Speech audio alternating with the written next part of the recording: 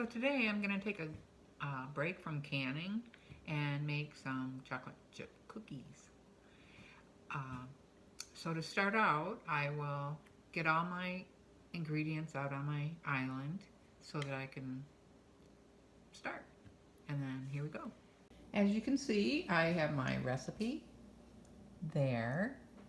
And then I have my ingredients. I have my flour, my baking soda, cornstarch, salt, sugar, brown sugar, butter, vanilla, eggs, chocolate chips, walnuts, and my baking sheets that already have parchment paper in them. So they're all set. And then we have our measuring cups, my little scooper for putting the dough on, and my measuring spoons. So here we go. So we're going to start out putting 4.5 cups of flour in our bowl. So there's 1, 2, 4.5.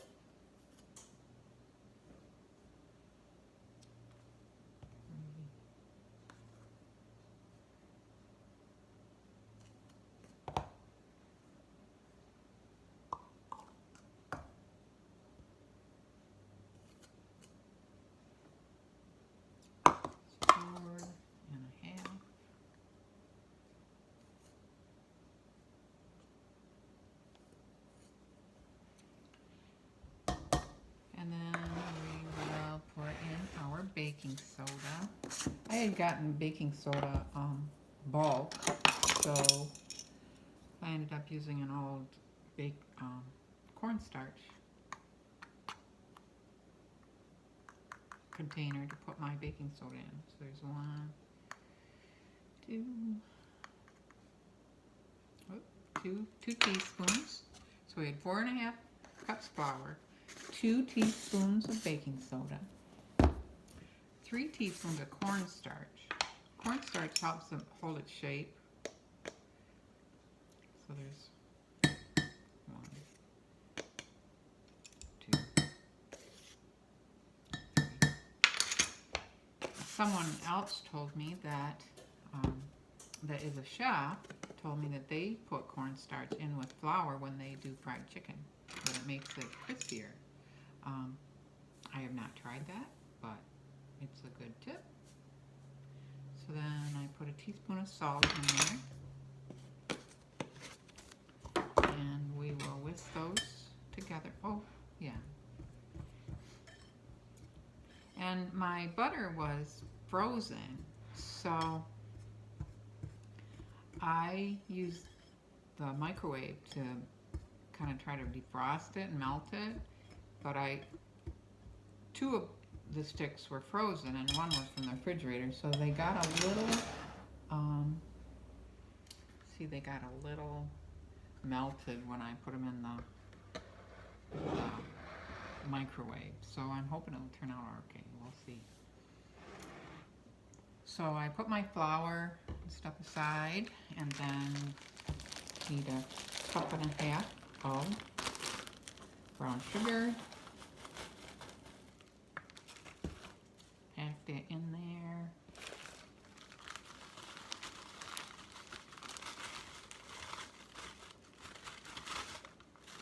Oops. Wow, a little extra sugar don't hurt, I don't think. So there's our 1 cup, and that cup is easier because I can stick it in the bag to pack it in there. So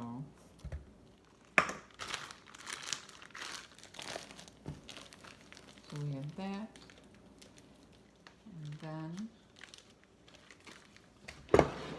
1 cup of sugar, granulated sugar, regular white sugar.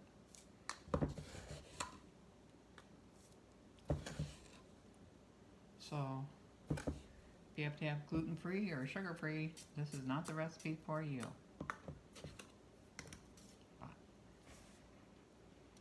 So mix those together and make sure that all the chunks of the brown sugar are mixed in with the butter. I might have to get seems a little brutal. One time, my husband told me that cooking was brutal because you slice and dice and chop and mash and all those terms that we use. So I got that all whipped together very good. I was gonna do the eggs in here while I was videoing, but I had heard somewhere that you could use a apple slicer to separate eggs, and I tried that and it didn't really work very good. So we put in our 2 eggs of regular eggs. So I went back to the regular method of just cracking it in one and, you know, doing that. And then 2 egg yolks.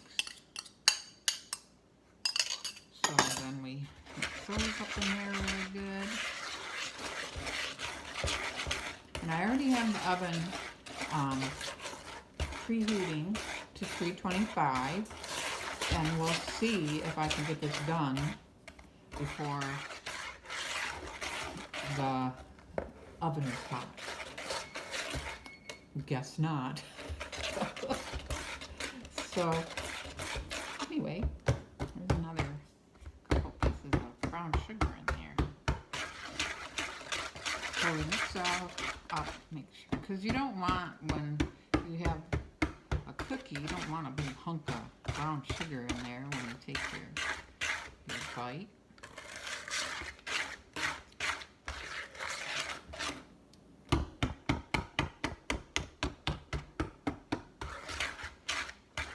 So, stirring that up pretty good.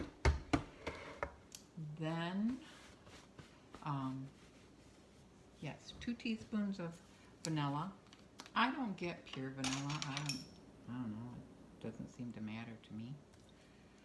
I suppose if I was doing it to sell it or whatever, I might do that. But the imitation is fine for me.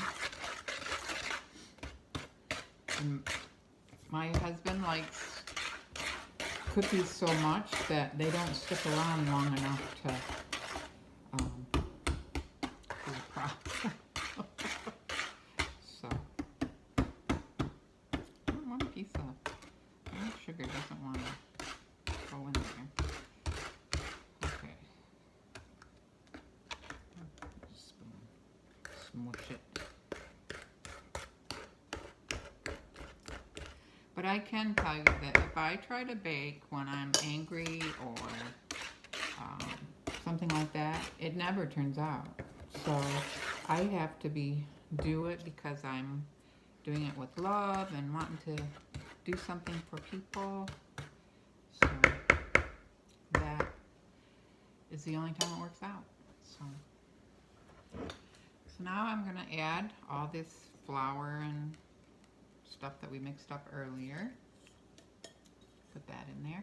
This is my bowl that my dear friend gave me that I just love it. It's like the best bowl. Sometimes it's not big enough for what I make, but whenever I can, I use that bowl because it's fun. It's extra special to me because my friend gave it to me. So we'll mix this in all together. I might have to get my wooden spoon out because it's getting stuck in my whisk. But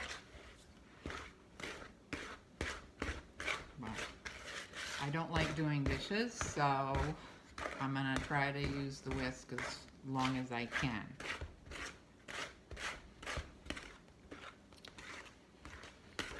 Even though, you know, one wooden spoon wouldn't be a big deal. That or, oops, getting kind of crazy there.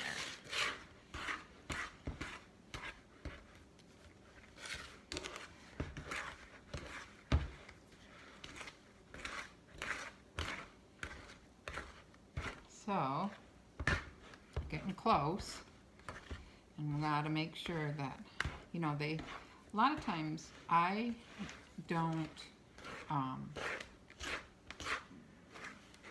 mix things in a separate bowl because, you know, like this recipe said to, and a lot of recipes do tell you to mix your flour and stuff in a separate bowl, and a lot of times I don't do that. I just mix the wet ingredients and then just put the other stuff in there and then just make sure I mix it really good.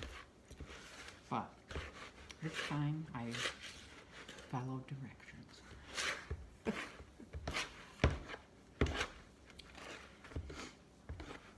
My daughter used to have a t-shirt that said, "I hate following directions." And sometimes we're like that. But anyway, so let's see if I can get all this stuff out of the whisk.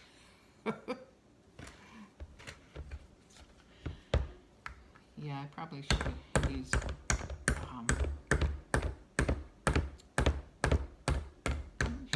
the wooden spoon, but it's coming out there. Oh, all right.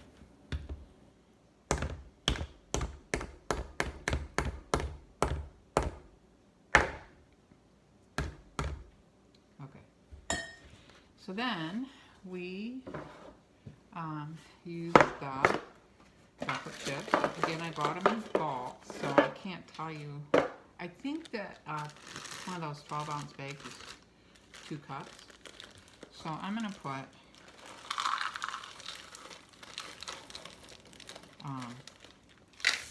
about 2.5 cups in here. Be a little bit chocolatey.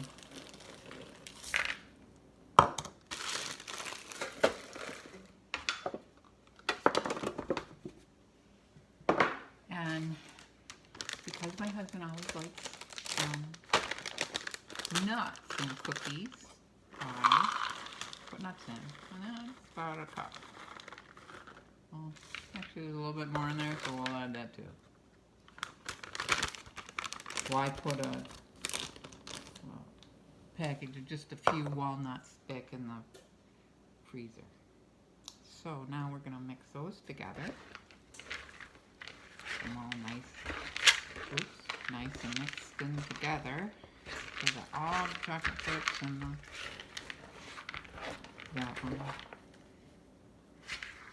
walnuts are mixed really good in there.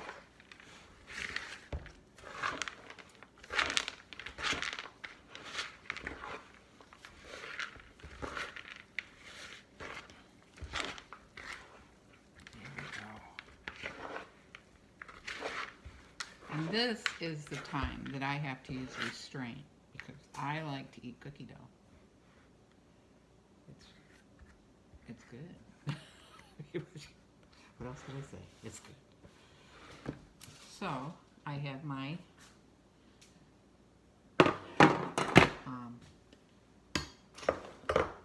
cookie sheet with my parchment paper, and I have these things that you can get at, you know, like Pampered Chef or whatever.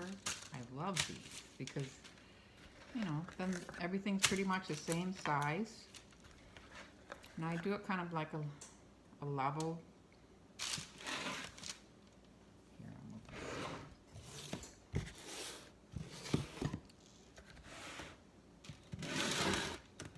So I kind of do a leveled spoon. And then I always do a dozen when I bake. It's just what I do, because I always want, you know, some people put them over here and over there, but I always do it the same way. I don't know why. Creature habit, I guess. But too, then I can say, oh, that made however many dozen, because, you know, they're dozen. So, and I like to do a few, like all my cookie sheets ahead of time before I put them in the oven, even though my oven is ready, because then I'm not, you know, oh, I have to get this done before the other ones are done.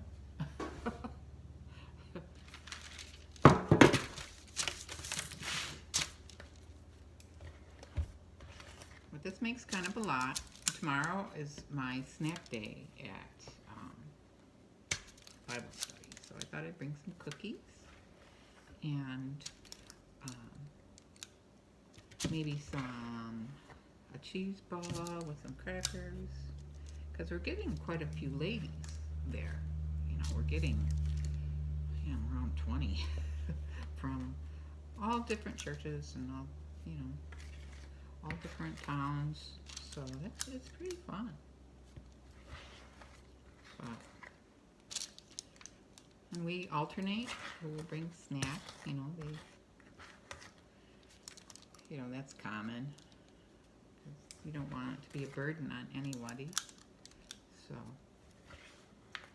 but one thing that I've done for as long as I can remember is when I make something for an event, I make double so that my husband doesn't feel left out. he likes.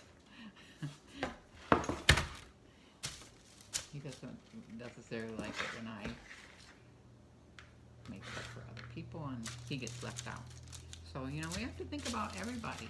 Think about all those people around us.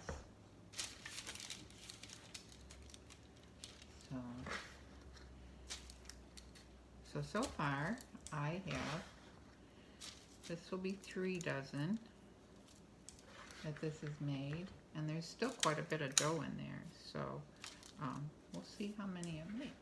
I don't remember when I made it last time how many it made. One time I made this and I forgot to put enough flour in it that they spread way out, and but because I didn't want to waste them, I rolled them up in balls and we ate them like balls. They were like little balls of cookie.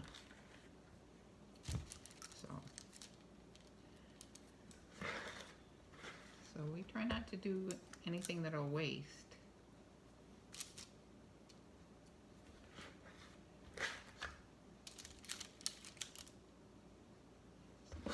And then once you put it in that 325 oven, it will take at least 12 minutes, and then we'll check them.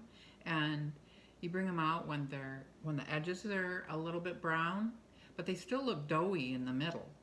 But then they sit on the top of your stove for 10 minutes before you take them out and put them on racks for to dry, cool the rest of the way. So this is what they look like when they're done. You know, they look like they're not quite done, but yet you see on the edges that how they are lightly browned. So that is perfect. And that was about 13 minutes instead of 12. And I let them sit on the top of the stove here on the pan for about 10 minutes. And so they continue to cook for a little bit outside of the oven, and then I put them on the racks for them to cool the rest of the way. So this is what they look like when they're done, and they are great with a glass of milk or your favorite cookie beverage, maybe hot cocoa. It'd be good with that too if you're a chocolate fan. And this recipe makes 5.5 dozen, and I hope you try them.